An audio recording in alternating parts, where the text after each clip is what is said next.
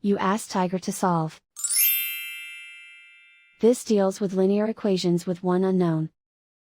The final result is x equals 1. Let's solve it step by step. Simplify the expression. Expand the parentheses. Group like terms. Simplify the arithmetic. Expand the parentheses. Simplify the arithmetic. Group like terms. Multiply the coefficients. Group all x terms on the left side of the equation.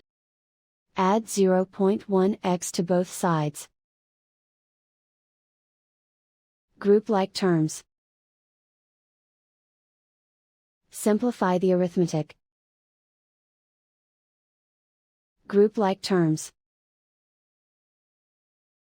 Simplify the arithmetic.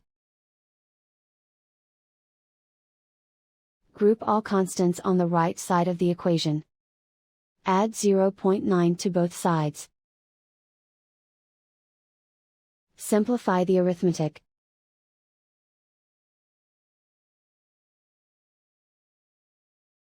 And so the final result is x equals 1.